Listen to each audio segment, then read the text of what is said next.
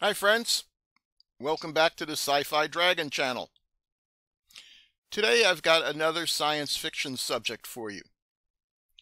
This is Monogram's 1/72nd scale model of the UFO from the old TV show, The Invaders. I'm going to demonstrate that it's possible to take more than one approach to building a model. I'll show you 3 versions of the UFO and the different lighting effects I put in each one. Also, I want to point out that you don't always have to build the perfect model on the first time you try. If you have some patience and don't mind buying more than one kit, you might be surprised at how you can learn from each build and finally create something amazing. For my prototype version and my second attempt, I'm going to just show you the finished models. For my final version, I'll include the full build and explain how the lighting and effects were installed. Well, here we go. To start, here's my prototype. In other words, the first version of this kit I ever built. Note the following features. I installed the full interior of the UFO's flight deck. Of course, this left no room for chaser boards or any other fancy wiring for the lighting effects. Note that there's no lighting around the flight deck, just red painted sections. The chaser board for the LED lighting is actually in the display base with wires running up the white tube at the center of the UFO. All lighting is provided by 5mm white LEDs. My second build of this UFO featured flashing red lights in the cabin area, clear engine pod caps with 5mm blue LEDs flashing behind them, and white LEDs lighting the orange main engine section, and they're wired to a chaser board so that they spin. My final or ultimate build of this UFO features a chaser board, and all key wiring is inside the flight cabin, so there's no interior. Moving spinning lights in the cabin area. I used steady burning 10mm blue LEDs in place of the 5 engines around the bottom of the saucer. The spinning lights in the orange main engine section, of course, are wired into the chaser board. A detailed vignette base was added with 2 alien invaders in the foreground. Okay, let's get a look at how I did this.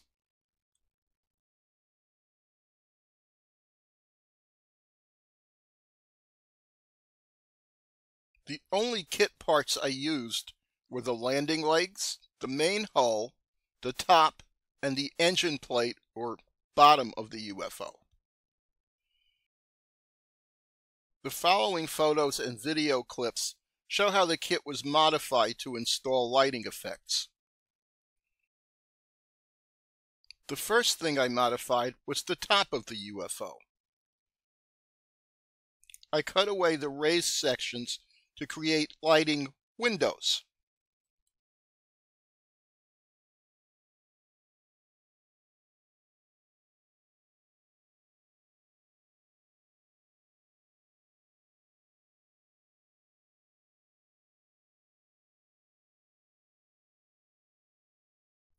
A 1/2 inch wide band of 010 thick styrene was installed to provide white opaque windows in the cutouts.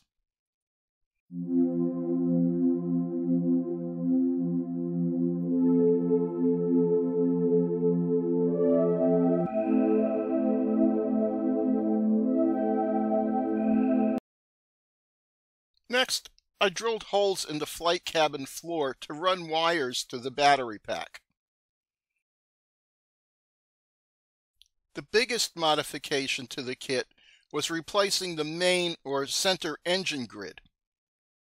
The kit's silver plastic doesn't transmit light, so I had to cut out the main engine grid and replace it with a thin white styrene one.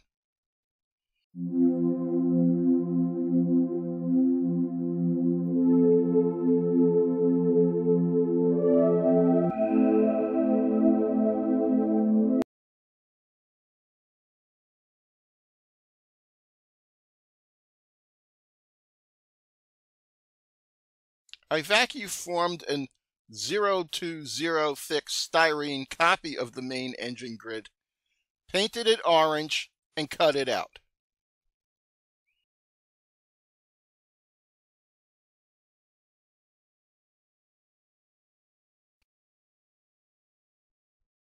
I inserted the new engine grid into the UFO's bottom and secured it with liquid plastic welder.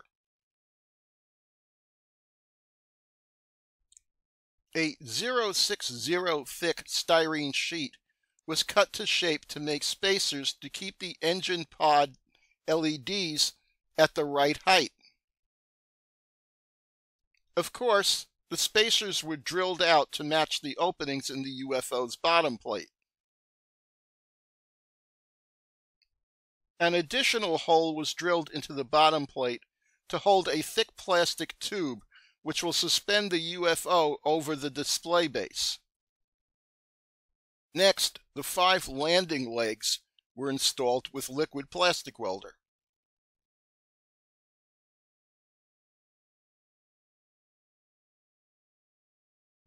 The landing legs' outer mounting slots were covered with thin black plastic to block light from the engine LEDs.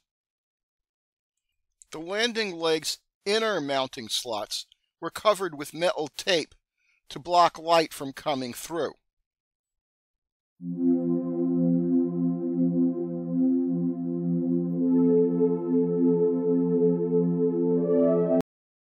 Next, clear-cased 10mm blue light LEDs were installed.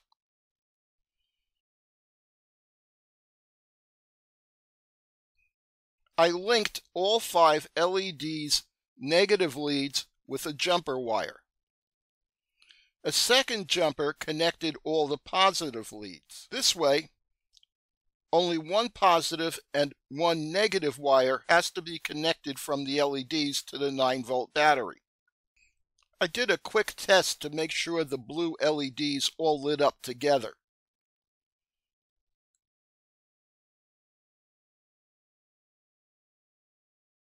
Next, I put a ring of evenly spaced 5mm white LEDs into the main engine bay.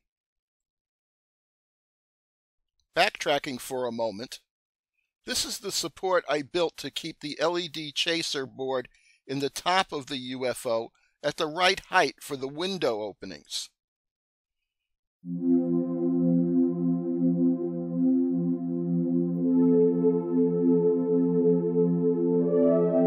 Once all the LEDs were in place, I attached the support tube to suspend the UFO over the display base.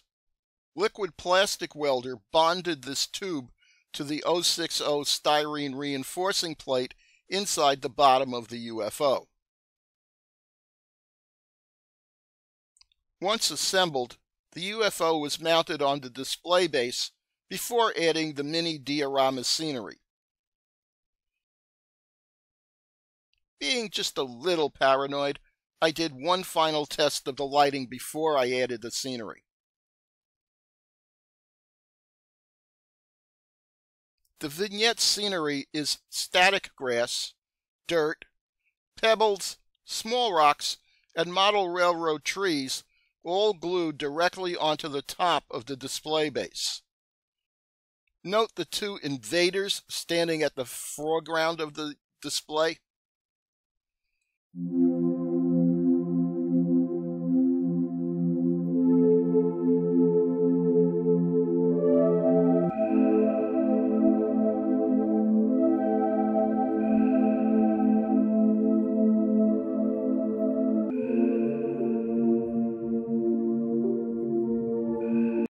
Well, friends, that's my Invaders UFO presentation.